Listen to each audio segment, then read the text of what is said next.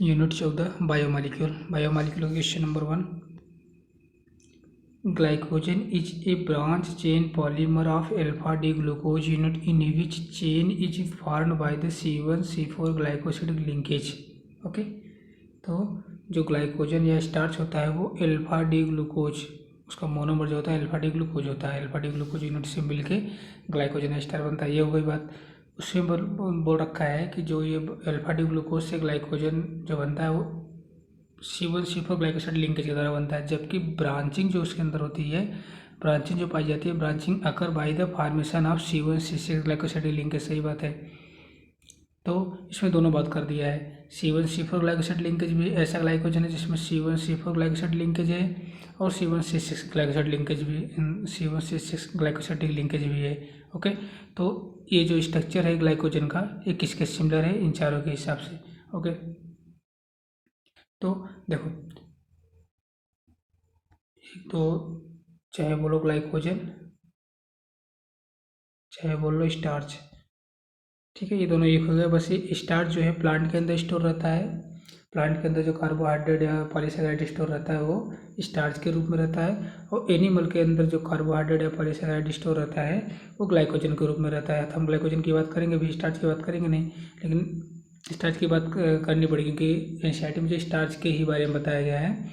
Okay, तो जो glycogen animal body, मतलब हम लोगों के अंदर जो ग्लाइकोजन स्टोर रहता है पॉलीसेकेराइड या कार्बोहाइड्रेट, वो कहाँ? लीवर में, मसल में, ठीक है, लीवर में, मसल में और ब्रेन में स्टोर रहता है। ये तो इसकी लोकेशन है कहाँ पे ग्लाइकोजन स्टोर रहता है, और ज़रूरत पड़ने पर ग्लाइकोजन ब्रेक डाउन होता है, ग्लूकोज एनर्जी के लिए ग्लूकोज प्रोवाइड करता है। ओके, अब स्ट्रक्चर की बात करते हैं। तो अगर स्टार्च हम देख लें तो स्टार्च और ग्लाइकोजन सिमिलर ही हैं, तो हम पहले स्टार्च की बात कर लेते हैं। तो स्टार्च जो होता है ये अल्फा डी ग्लूकोज का पॉलीमर है, ठीक है, मतलब ये जो स्टार्च का मोनोमर है वो अल्फा डी ग्लूकोज इसका मोनोमर है।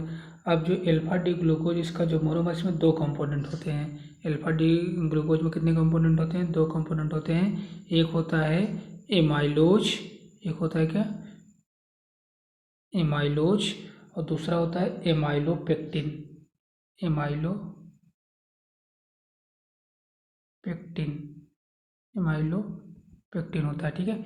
अब इसमें जो एमाइलोज होता है वाटर सॉल्युबल कंपोनेंट होता है। यहाँ लिख देते हैं एमाइलोज के बारे में, इस तरह वाटर एमाइलोपेक्टिन के बारे में लिखेंगे। एमाइलोज जो होता है वो वाटर सॉल्युबल, दो कंपोनेंट है, एक एमाइलोज दूसरा एमाइलोपेक्टिन, अल्फा डी ग्लूकोज के। एक ये जो एमाइलोज है वाटर सॉल्युबल है, एमाइलोपेक्टिन वाटर इनसॉल्युबल है, वाटर इनसॉल्युबल है। एमाइलोज जो होता है, जो अल्फा डी ग्लूकोज में कितना परसेंट एमाइलोज बनाता है स्टार्च का, और स्टार्च में 15 से 20% जो होता है एमाइलोज पाया जाता है, और 80 से 85% जो होता है ये एमाइलोपेक्टिन पाया जाता है। एमाइलोज में खास बात है, केमिकली जो एमाइलोज होता है ये अनब्रांच चेन बनाता है। अनब्रांच चेन 200 से 1000 जो मोनोमर होता है अल्फा डी ग्लूकोज का होता है, और ये जो 200 से 1000 अल्फा डी ग्लूकोज है एक दूसरे से C1C4 ग्लाइकोसिडिक लिंकेज के द्वारा जुड़े रहेंगे, C1C4 ग्लाइकोसिड लिंकेज के द्वारा जुड़े रहेंगे, और ये अनब्रांच होते हैं, ठीक है। जबकि एमाइलोपेक्टिन जो कि 80 से 85% स्टार्च में पाया जाता है, इसमें जो अल्फा डी ग्लूकोज है, अल्फा डी ग्लूकोज का जो चेन पॉलीमर है उसमें दो प्रकार के पॉलीमर होते हैं। एक तो C1C4 ग्लाइकोसिड लिंकेज के द्वारा बनेगा जो कि अनब्रांच रहेगा, और एक ब्रांच बनता है जो कि C1C6 ग्लाइकोसिड लिंकेज के द्वारा जुड़ा रहता है। तो इसमें दोनों प्रकार की मतलब क्या होती है ग्लाइकोसाइड लिंकेज पाई जाती है। C1C4 जो कि अनब्रांच रहता है, और C1C6 जो कि ब्रांच रहता है। इसमें क्वेश्चन में यही बात किया गया, ऐसा ग्लाइकोजन है जिसमें C1C4 ग्लाइकोसाइड लिंकेज है और C1C6 भी ग्लाइकोसाइड लिंकेज भी प्रेजेंट है। तो ऐसा ग्लाइकोजन कौन किसका सिमिलर होगा? ऐसा ग्लाइकोजन जो है एमाइलोपेक्टिन के सिमिलर होगा, ठीक है। देखो क्वेश्चन में दोनों बात रखी है, C1C4 ग्लाइकोसाइड लिंकेज है, ठीक है, और ब्रांचिंग के लिए C1C6 ग्लाइकोसाइड लिंकेज है। और ऐसे कोई भी अगर पॉलीसेकेराइड है, ठीक है, कोई भी पॉलीसेकेराइड है कार्बोहाइड्रेट का, अनब्रांच रहेगा तो C1C4 ग्लाइकोसाइड लिंकेज रहेगा। अनब्रांच है पॉलीसेकेराइड है तो C1C4 ग्लाइकोसाइड लिंकेज के द्वारा जुड़ा रहेगा। और अगर ब्रांचिंग उसमें पाई गई है यानी ब्रांच चेन है तो C1C6 ग्लाइकोसाइड लिंकेज के द्वारा रहेगा। और अगर दोनों है तो इसमें दोनों है, 3 साइड साफ साफ दे रखा है, तो ग्लाइकोजन जो है किसके सिमिलर रहेगा, एमाइलोपेक्टिन के सिमिलर रहेगा। तो इसमें कौन सा ऑप्शन आ जा रहा है, एमाइलोपेक्टिन, यानी सेकंड ऑप्शन मैच कर जाएगा। ठीक है, एमाइलोपेक्टिन जो है एक ब्रांच पॉलीमर होता है। ठीक है, ओके, बस हो गया ना पूरा। तो इसका कौन सा ऑप्शन हो जाएगा, पहले का सेकंड हो जाएगा। और ये कितना % होता है ग्लाइकोजन या स्टार्च में, ग्लाइकोजन मतलब एक प्रकार से बोलते हैं एनिमल स्टार्च जिसको बोल सकते हैं। ठीक है, ये 80 से 85% होता है, 80 से 85% होता है स्टार्च का। 80 से 85% एमाइलोपेक्टिन बनाता है और 15 से 20% जो है एमाइलोज बनाता है। ये एमाइलोज जो है 15 से 20% बनाएगा। ठीक है, इसमें सिर्फ C1C4 ग्लाइकोसाइड लिंकेज पाई जाएगी एमाइलोज में, और एमाइलोपेक्टिन में दोनों पाई जाएगी, C1C4 और C1C6 दोनों। ठीक है, और एमाइलोज जो होता है ये क्या होता है, वाटर सॉल्युबल कंपोनेंट होता है। और जो एमाइलोपेक्टिन होता है ये क्या होता है, वाटर इनसॉल्युबल कंपोनेंट होता है। तो फिर ये वाटर सॉल्युबल इनसॉल्युबल पूछा नहीं, ना ही % पूछा, ये तो बस एक्स्ट्रा इन्फॉर्मेशन के लिए। वाटर सॉल्युबल नहीं, water insoluble, sorry, amylopectin water insoluble हो जाएगा। ठीक है, बस इसमें ये पूछा है कि कौन सा ग्लाइकोजन का कौन सा कंपाउंड जिसमें C1C4 C1C6 दोनों लिंकेज है, तो ये एमाइलोपेक्टिन है। एमाइलोज इसलिए नहीं होगा क्योंकि ये सिर्फ C1C4 ग्लाइकोसाइड लिंकेज पाया जाता है एमाइलोज में, बाकी सेलुलोज है नहीं। सेलुलोज तो एक अनब्रांच चेन पॉलीमर है, और इसका जो मोनोमर है वो क्या है, सेलुलोज का जो मोनोमर होता है वो होता है बीटा डी ग्लूकोज होता है। ठीक है, बीटा डी ग्लूकोज से मिलके सेलुलोज बनता है। ठीक है, और इसमें सिर्फ C1C4 ग्लाइकोसाइड लिंक पाई जाएगी। ठीक है, बाकी ग्लूकोज तो कुछ पॉलीसेकेराइड पॉलीमर तो है ही नहीं। ठीक है, ये सिंपल सा मोनोमर है ग्लूकोज। ओके, हाँ, ग्लाइकोजन ब्रेकडाउन होके ग्लूकोज में कन्वर्ट होता है एनर्जी के लिए। ठीक है, तो आंसर मिल गया क्या, एमाइलोपेक्टिन, जिसमें C1C4 C1C6 दोनों टाइप ग्लाइकोसाइड लिंकेज पाई जाएगी। ऐसा ग्लाइकोजन जो है किसके सिमिलर होगा, एमाइलोपेक्टिन के। तो पहले का सेकंड आ जाएगा। 1 मिनट एक स्क्रीनशॉट ऐड करेंगे। ये देखो, ये है स्टार्च, यानी कि इसे बोल सकते हैं हम क्या, एनिमल ग्लाइकोज, क्या बोलते हैं, एनिमल स्टार्च या ग्लाइकोजन। ग्लाइकोजन में जो है 15 से 20% एमाइलोज रहता है, ये एमाइलोज है। इसमें सिर्फ C1C4 ग्लाइकोसाइड लिंकेज है। ये एक पहला कार्बन है, चौथा कार्बन है जिसके बीच ग्लाइकोसाइड लिंकेज पाई जा रही है। फिर ये C1C4 ग्लाइकोसाइड लिंकेज है एमाइलोज का। ठीक है, अब एमाइलोपेक्टिन का दिखाते हैं। एमाइलोपेक्टिन कहाँ गया, एमाइलोपेक्टिन ये रहा। ठीक है, एमाइलोपेक्टिन में अगर देखेंगे तो इसमें दोनों प्रकार की लिंकेज है। ये एमाइलोपेक्टिन है जो कि 80 से 85% बनाता है स्टार्च का या ग्लाइकोजन का, 80 से 85% यही रहता है। ठीक है, और ये वाटर इनसॉल्युबल कंपोनेंट है। इसमें देखो दोनों टाइप की, ये C1C4 ग्लाइकोसाइड लिंकेज हो गई, ये C1C6 ग्लाइकोसाइड लिंकेज हो गई, ये रही C1C6। ठीक है, और इधर C1C4 फिर है, C1C4 फिर है। तो C1C4 और C1C6 दोनों ग्लाइकोसाइड लिंकेज किसमें, एमाइलोपेक्टिन में। कौन सा ग्लाइकोजन है इसमें, C1 ग्लाइकोजन का कौन सा पार्ट रहेगा, एमाइलोपेक्टिन, तो एमाइलोपेक्टिन रहेगा, ये मारेंगे एमाइलोपेक्टिन हम। तो ये रहा इसके साथ। बाकी कैसे, बस ओके। अब क्वेश्चन नंबर 2 जो है क्वेश्चन नंबर 1 से रिलेटेड है। ओके, कैसे रिलेटेड है, क्वेश्चन नंबर 2 पूछ रखा है, which of the following polymer is stored in the liver of animal. Liver of animal के लीवर ही नहीं, लीवर में और मसल में। ठीक है, एनिमल के लीवर में, ब्रेन में, मसल में जो पॉलीमर स्टोर रहता है उस पॉलीमर को क्या बोलते हैं, उस पॉलीमर को बोलते हैं ग्लाइकोजन। अभी जस्ट ऊपर ये क्वेश्चन डिस्कस हो चुका है। ग्लाइकोजन को बोलते हैं एनिमल स्टार्च। क्या बोलते हैं, एनिमल स्टार्च।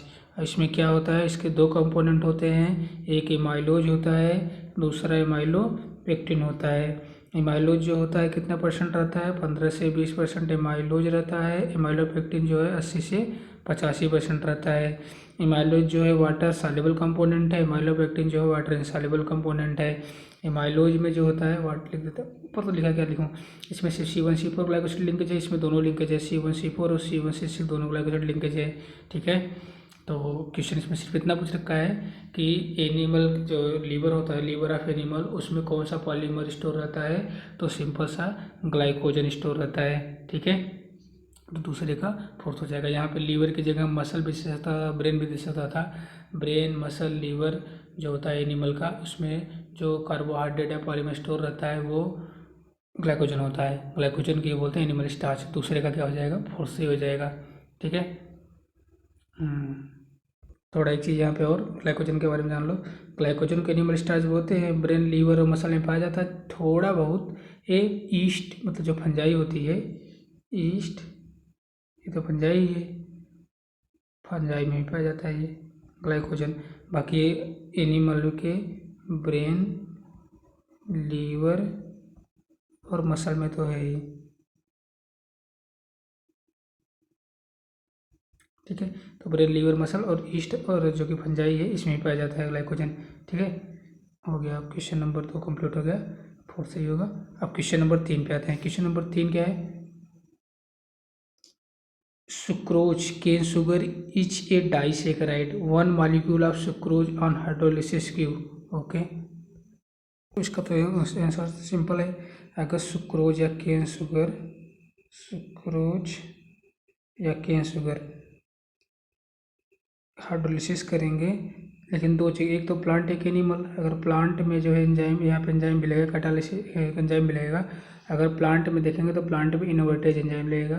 ठीक है, प्लांट में इनवर्टेज लगेगा। अगर एनिमल सुक्रोज की बात करें तो एनिमल में जो लगेगा वो सुक्रेज एंजाइम लगेगा, सुक्रेज एंजाइम लगेगा। ठीक है, तो ये तो एनिमल के लिए हो गया। एनिमल के अंदर हाइड्रोलिसिस सुक्रेज एंजाइम के द्वारा होती है। प्लांट में जो है सुक्रोज की हाइड्रोलिसिस होता है इनवर्टेज तो एंजाइम के द्वारा होती है। दोनों में जब ब्रेकडाउन होगा तो बनेगा क्या, ग्लूकोज और फ्रक्टोज। इसमें भी ग्लूकोज और फ्रक्टोज बनेगा और इसमें भी ग्लूकोज और फ्रक्टोज ही बनेगा। ठीक है, तो ये तो प्लांट एनिमल की बात हो। अब एक मालिक्यूल ग्लूकोज और एक मालिक्यूल फ्रक्टोज का बनेगा अगर सुक्रोज का ब्रेकडाउन करेंगे। एक मालिक्यूल ग्लूकोज का बनेगा, एक मालिक्यूल फ्रक्टोज का बनेगा। आंसर तो मिल गया। ठीक है, तीसरे का थर्ड सही होगा। बट अभी ग्लूकोज का कौन सा फॉर्म रहेगा, तो ग्लूकोज का जो रहेगा ऐसे लिख सकते हैं इसको, डी प्लस ग्लूकोज। एक मिनट फिर से लिखते हैं यहाँ पे, सुक्रोज ब्रेकडाउन हुआ या तो डी प्लस ग्लूकोज रहेगा, एक डी प्लस ग्लूकोज रहेगा और दूसरा जो रहेगा डी माइनस फ्रक्टोज रहेगा। ठीक है, और इसको ऐसे भी लिख सकते हैं, alpha D glucose plus, minus के लिए हो जाएगा बीटा ही माइनस है। ठीक है, माइनस के लिए कैसे, beta D, alpha D glucose, beta D fructose. ठीक है, ऐसे भी दे सकते हैं। तो ऐसे कुछ भी दे सकता है। सुक्रोज में जो सुक्रोज का हाइड्रोलिसिस करने पे डी प्लस ग्लूकोज और डी माइनस फ्रक्टोज बनेगा, या अल्फा डी ग्लूकोज और बीटा डी फ्रक्टोज बनेगा। ठीक है, ओके। तो यहाँ पे तो इतना दिया नहीं है, बस इतना दिया है कि एक मालिक्यूल ग्लूकोज और एक मालिक्यूल फ्रक्टोज का बनेगा। सिंपल यहाँ पे दिया है ऑप्शन। ठीक है, तो यहाँ पे सिंपल आंसर भी हो जाएगा तीसरे का थर्ड। बाकी यहाँ पे दे सकता था अल्फा डी ग्लूकोज और प्लस बीटा डी फ्रक्टोज, तो थोड़ा क्वेश्चन और ऑप्शन और अच्छा हो जाता फिर। तो ये सही हो जाता फिर। इसकी जगह ये भी दे सकता था डी प्लस ग्लूकोज, ठीक है, और डी माइनस फ्रक्टोज। ठीक है, तो ये भी सही हो जाता है। ओके, तो सुक्रोज का ब्रेकडाउन ऐसे होता है, इन दो कंपोनेंट में होता है। ठीक है, अल्फा डी ग्लूकोज और बीटा डी फ्रक्टोज में। ओके, और ये पता चल गया कि एनिमल के अंदर जो कौन सा कैटलिस्ट लगेगा। एनिमल के अंदर जो लगेगा सुक्रोज का ब्रेकडाउन करना है तो सुक्रेज लगेगा, और प्लांट के अंदर जो है इनवर्टेज लगेगा। ओके, आप थोड़े स्क्रीनशॉट इसका भी ऐड करेंगे कैसे, ये देख लो, ये रहा सुक्रोज। ठीक है, सुक्रोज की हाइड्रोलिसिस कर रहे हैं, तो ये जो हाइड्रोलिसिस करने के बाद जो कंपाउंड ब्रेकडाउन हो रहा है ये डी प्लस ग्लूकोज और डी माइनस फ्रक्टोज में बन रहा है। और डी प्लस ग्लूकोज का मतलब हो गया ये अल्फा डी ग्लूकोज की बात कर रहा है, और डी माइनस फ्रक्टोज का मतलब होगा ये बीटा डी फ्रक्टोज की बात कर रहा है। अब अल्फा डी ग्लूकोज और बीटा डी फ्रक्टोज ये कैसे पकड़ेंगे, देखो ये हावर्थ प्रोजेक्शन है। ठीक है, इसमें कैसे नेमिंग किया जाता है, इसे पकड़ते हैं कैसे, अल्फा और डी बीटा कैसे पकड़ते हैं, हावर्थ प्रोजेक्शन स्ट्रक्चर है ये। तो अगर हम फ्रक्टोज का हावर्थ में प्रोजेक्शन देखेंगे, अगर CH2OH, ठीक है, फ्यूरान फॉर्म है, CH2OH अगर ऊपर है तो इसके लिए, CH2OH अगर ऊपर है तो इसके लिए क्या लिखा जाता है, डी। तो दोनों डी है, देखो ये डी है ये भी डी, क्योंकि CH2OH दोनों में ऊपर है। ठीक है, अब आते हैं इस कार्बन पे। इस कार्बन पे अगर OH नीचे है उसके लिए अल्फा लिखा जाता है, तो OH यहाँ पे नीचे है तो नीचे तो इसके लिए अल्फा आ जाएगा। ठीक है, अगर OH ऊपर रहेगा तो उसके लिए O बीटा लिखा जाएगा। देखो यहाँ पे OH कहाँ पे ऊपर है यहाँ पे। ठीक है, तो इसके लिए क्या लिखा रहेगा, बीटा लिखा रहेगा। देखो यहाँ OH ऊपर है इस कार्बन पे, इसलिए इसके लिए बीटा लिखा गया, और ये CH2H ऊपर है तो इसलिए डी लिखा गया, और ये फ्रक्टोफ्यूरनोज था ये, तो बीटा डी फ्रक्टोफ्यूरनोज लिखा गया। ऐसे इसमें H नीचे है तो इससे अल्फा आ गया, तो ये अल्फा हो गया। CH2H ऊपर है तो इससे डी लिखा जाएगा, तो डी फॉर्म है ये, तो डी आ गया, अल्फा डी और फ्रक्टोफ्यूरनोज, तो अल्फा डी फ्रक्टोफ्यूरनोज इस प्रकार से इसका नाम पड़ गया, और बीटा डी फ्रक्टोफ्यूरनोज इसका नाम पड़ गया। इससे पकड़ लेते हैं अल्फा और अल्फा डी कैसे लिखा जाता है, बीटा डी कैसे लिखा। अगर हवार्ट्ज प्रोजेक्शन नहीं, अगर फिशर प्रोजेक्शन में देखना हो, ठीक है, चाहे ऐसे ग्लूकोज होता है उसका भी देख सकते थे हम, फ्रक्टोज है यहाँ पे फिलहाल, ठीक है। फिशर प्रोजेक्शन में कैसे देखेंगे, इस कार्बन पे, सेकंड वाले कार्बन पे OH किधर है, OH राइट साइड है। अगर OH राइट साइड है, ठीक है, तो OH अगर राइट साइड है इसके लिए क्या हो जाएगा, अल्फा फॉर्म हो जाएगा। और अगर OH लेफ्ट साइड है, यहाँ पे देखो इसमें OH लेफ्ट साइड है तो इसके लिए बीटा हो जाएगा, ठीक है। अब लास्ट जो CH2OH के ऊपर वाला कार्बन है उस पर जो OH लगा रहेगा, यहाँ पे OH होता, ठीक है, लेकिन यहाँ पे ग्लाइकोसाइड लिंकेज बना लिया है, तो जो यहाँ पे OH है इधर है, राइट साइड है, इसमें भी OH राइट साइड है, तो दोनों के लिए क्या हो जाएगा, दोनों के लिए डी फॉर्म हो जाएगा, ठीक है। ऊपर वाले कार्बन से जो अगर OH राइट लगा है तो अल्फा हो जाएगा, अगर लेफ्ट लगा है तो बीटा हो जाएगा। लास्ट जो CH2OH के ऊपर वाला कार्बन है उससे अगर OH राइट लगा है तो डी फॉर्म हो जाएगा, और लेफ्ट लगा है तो एल फॉर्म हो जाएगा। इसको आराम से समझ लेना, ठीक है। तो चूँकि यहाँ पे जो है राइट साइड में OH दोनों में लगा है तो ये इसके लिए डी फॉर्म हो जाएगा दोनों, तो डी, ये दोनों जो है डी फॉर्म है, ठीक है। लेकिन एक अल्फा एक बीटा है, क्योंकि यहाँ पे OH सब कचमच हो गया, ठीक है। एक मिनट फिर से, यहाँ पे OH राइट है और यहाँ पे OH लेफ्ट है, तो इस प्रकार से ये अल्फा हो गया और ये बीटा हो गया, ठीक है, सेकंड कार्बन पे। और लास्ट कार्बन, लास्ट जो CH2OH के जस्ट ऊपर वाला कार्बन है, इस पे दोनों साइड में OH जो है किधर है, राइट साइड में, तो ये दोनों क्या है, डी फॉर्म है। तो इस प्रकार से इसका नाम हो जाएगा अल्फा डी फ्रक्टोफ्यूरनोज, इसका नाम हो जाएगा जो बीटा डी, और इस पूरा स्ट्रक्चर किसका है, फ्रक्टोफ्यूरनोज का, तो बीटा डी फ्रक्टोफ्यूरनोज, अल्फा डी फ्रक्टोफ्यूरनोज। पकड़ में आ गया ना। फिशर प्रोजेक्शन दिया हो चाहे हार्वर्ड प्रोजेक्शन दिया हो, दोनों में नेमिंग आनी चाहिए, ठीक है।